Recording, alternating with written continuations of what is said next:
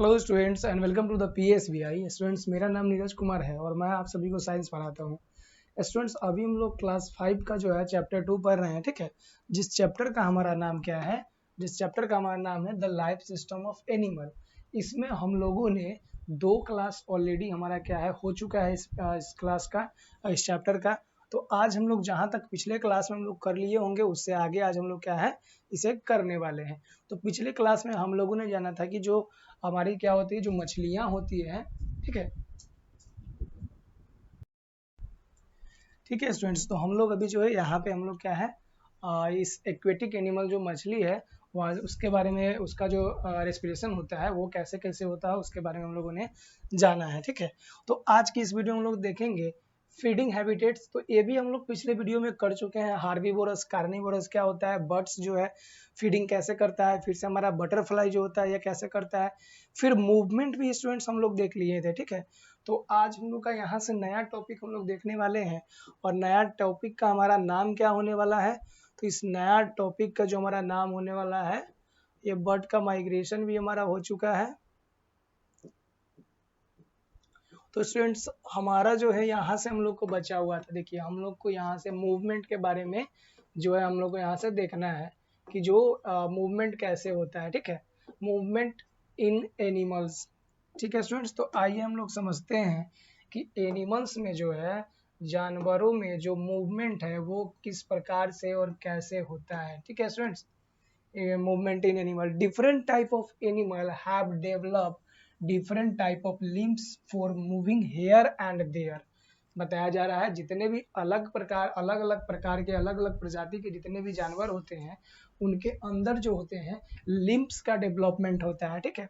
Limbs मतलब जिसके माध्यम से, लिम्स किसे बोलेंगे हम लोग, जिसके माध्यम से हम लोग एक जगह से दूसरे जगह क्या करेंगे, आवागमन करेंगे, उन्हें हम लोग लिम्स नाम देते हैं, ठीक है। For moving here and there मतलब यहाँ वहां जाने के लिए लिम्स का इस्तेमाल करते हैं, ठीक है। Building homes and protecting themselves for animals, और उसी के माध्यम से हम लोग क्या करते हैं, अपने लिए सुरक्षित स्थान का निर्माण करते हैं। और उस सुरक्षित स्थान में क्या होता है, जैसे कि हमारे लिए घर हो गया, ठीक है। सुरक्षित स्थान क्या हुआ, घर, अपने आप को बचाव करने के लिए। हम लोग बचाव किससे करेंगे, तो हम लोग बचाव करेंगे स्टूडेंट्स, हम लोग बचाव करेंगे अपने आप को किससे, तो हम लोग करेंगे जंगली जानवर से, जंगली जानवर से करेंगे। और किससे करेंगे स्टूडेंट्स, जंगली जानवर हो गए, और हमारे पास हो जाएंगे ये जंगली जानवर हो गए, फिर मौसम हो गया, मौसम हो गया। तो इन सभी चीजों से हम लोग अपने आप को क्या करते हैं, बचाव करते हैं। आगे बताया गया है क्या है, आगे देखिए, man the most develop of all animal walk on the two hind limbs called the leg and the uses of front limbs for a catching, holding and doing various other things। यहाँ पे क्या students क्या बोला जा रहा है, तो students यहाँ पे बोला गया है कि जो जानवरों में यानी कि जंतुओं में सबसे ज्यादा जो डेवलप जंतु है जिसे क्या कहा जाता है, तो सबसे ज्यादा डेवलप जंतु है वो क्या है, वो है ह्यूमन। सबसे ज्यादा डेवलप जंतु कौन सा है, ह्यूमन। तो ह्यूमन में जो है 2 हिंड होते हैं, ठीक है। 2 हिंड लिम्स जो होते हैं जिसके माध्यम से हम लोग चलते हैं उसे क्या नाम दिया जाता है स्टूडेंट्स, तो उसे हम लोग नाम देते हैं लेग्स यानी कि पैर। हम लोग एनिमल में क्या है, कहीं एक जगह से दूसरी जगह जाने के लिए क्या है, पैर दिया गया है। और आगे की ओर 2 फ्रंट लिम्स होते हैं, ठीक है। आगे की ओर भी 2 लिम्स होते हैं जिसे हैंड बोला जाता है। अब हाथ का इस्तेमाल हम लोग करते हैं किस लिए, कैचिंग, कैच करने के लिए, किसी भी चीज को पकड़ने, होल्ड करने के लिए, और डूइंग वेरियस अदर थिंग, और भी बहुत सारे कामों को अंजाम देने के लिए और या फिर करने के लिए हम लोग हाथ का इस्तेमाल करते हैं। फिर है like man, monkey, apes, gorilla and many other animals of this group also use their front leg for catching, holding and eating a food। The front limbs of monkey are modified so they give a grip, branches, trees, well, swing quickly। अब देखिए monkey में जो है आगे का जो limbs होता है, आगे का जो 2 लिम्स होता है जिसे हम उसका हैंड भी बोल सकते हैं यानी हाथ भी बोल सकते हैं, उसके अंदर बहुत ही मजबूत ग्रिप दिया जाता है। अब मजबूत ग्रिप क्यों दिया जाता है, क्योंकि आप लोग देखे होंगे जो बंदर होता है वो एक डाली से दूसरे डाली को ऊपर जो है छलांग लगाते रहता है, उछलते रहता है। तो इसके लिए उसे आवश्यक है कि उसके अंदर क्या होना चाहिए, वो पकड़ जो है वो मजबूत होना चाहिए। ठीक है, फिर आ जाइए, the fish move with the help of thin structure called fine. अब जो मछली है वो मूव करता है, मतलब एक जगह से दूसरी जगह मूव करता है, किसकी माध्यम से, तो उसके अंदर पतला एक स्ट्रक्चर होता है जिसे फिन बोला जाता है। ठीक है, जिसे फिन बोला जाता है। ये जो हम लोग देख रहे हैं मछली के ऊपर जो होता है ये फिन है। ठीक है, तो ये एक डेवलप होता है फिन, जिसके माध्यम से वो क्या करता है, आगे की ओर बढ़ता है। या फिर ये देखिए, ये जिसे हम लोग पूंछ भी बोल सकते हैं, मछली का पूंछ। ठीक है, तो इससे क्या होता है, उसके मूवमेंट से मछली क्या है, एक जगह से दूसरी जगह मूव कर पाती है। Frogs also have a webbed toes and the swim, but when on land, they jump with the help of their long hind legs. अब देखिए, मेढक जो है जब पानी के अंदर रहता है तो वो उसके अंदर जो बनावट होता है उसका लेग का, उसी उसी लेग से क्या करता है, वो स्विम करता है, तैरता है। और क्या करता है, लेकिन कि वो जंप भी, जब वो लैंड के ऊपर होता है, जब जमीन के ऊपर होता है, तो वो क्या करता है, जंप भी करता है उसी पैर के माध्यम से। ठीक है, आगे अब आ जाइए रेप्टाइल्स। रेप्टाइल्स कौन हो जाएंगे, रेप्टाइल्स हो जाएंगे हमारे रेंगने वाले जीव को हम लोग क्या बोलते हैं, रेप्टाइल्स। ठीक है, like lizard, tortoise, crocodiles have a limbs. ठीक है, will snake have no limbs but they crawl on the ground with the help of scales and their bodies. अब बता रहा है क्या, रेप्टाइल्स में क्या आते हैं, जैसे कि छिपकली आ जाते हैं, टर्टवाइज भी रेप्टाइल्स में आते हैं, क्रोकोडाइल्स भी रेप्टाइल्स में आते हैं। तो ये इन सभी के पास लिम्स होता है, यानी कि आप लोग देखे होंगे जो छिपकली होता है उसके आगे की ओर दो पैर जैसा स्ट्रक्चर होता है जिसे हम लोग लिम्स बोलते हैं, फिर पीछे की ओर भी होता है। सेम इसी प्रकार का क्रोकोडाइल में भी होता है। ठीक है, सेम इसी प्रकार का और किसमें हो जाता है, टर्टवाइज में यानी कछुआ में भी होता है। लेकिन आपने कभी लेकिन आपने कभी सांप के अंदर, ठीक है, लेकिन आपने कभी स्नेक के अंदर में ऐसा स्ट्रक्चर देखे नहीं है। तो फिर स्नेक यानी कि जो सांप है वो कैसे मूव कर पाता है, तो स्नेक जो है ना ये क्रॉल करता है ग्राउंड के ऊपर। क्या करता है, क्रॉल। क्रॉल मीन्स क्या होता है, अपने बॉडी का जो स्ट्रक्चर होता है उसके माध्यम से ऐसे ऐसे ऐसे ऐसे जिगजैग मोशन करके वो आगे की ओर बढ़ पाता है। ठीक है, फिर बताया जा रहा है, the insects crawl bye means of their legs. जो इंसेक्ट क्रॉल करते हैं तो अपने लेग्स से, द मोस्ट ऑफ, ठीक है,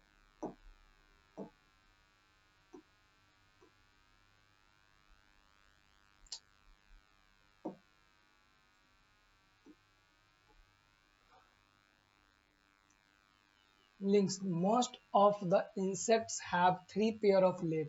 अब देखिए, ज्यादातर जो कीट होते हैं ना, कीट यानी कि जो कीड़ा मकोड़ा होता है, उनके अंदर जो होते हैं 3 पेयर ऑफ लेग्स होते हैं, यानी कि 3 जोड़े पैर होते हैं। ठीक है, आप यहाँ देख सकते हैं 3 जोड़ी पैर होते हैं, 3 जोड़ी। ठीक है, ज्यादातर जो कीड़े मकोड़े होते हैं उनमें 3 जोड़ी, यहाँ पे 2 और 1 ये, और उस साइड से 3, यानी 3 3 6 पैर होते हैं।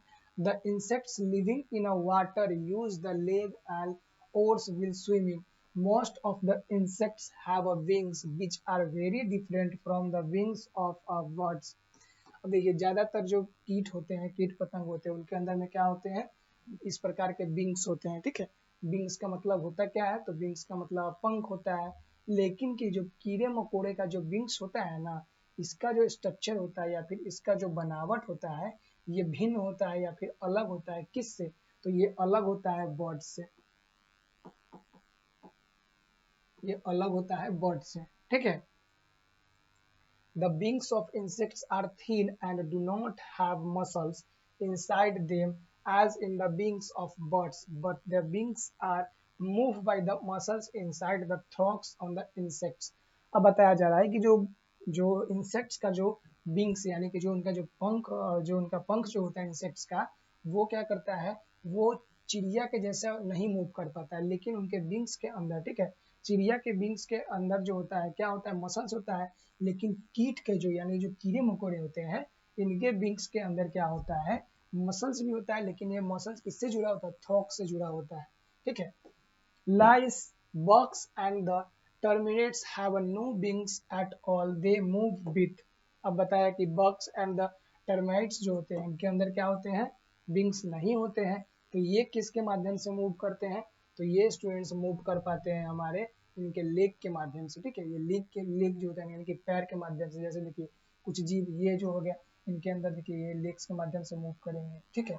चींटी, जो चींटी कीड़े के मकोड़े में आता है, चींटी क्या होता है, कीड़े मकोड़े में आता है, लेकिन चींटी के अंदर क्या होता है, विंग्स नहीं होता है, पंख नहीं होता है, तो ये क्या करती है, चलती है किसके माध्यम से, अपने लेग्स के माध्यम से, ठीक है। अब आ जाइए, find out how loves in your tree.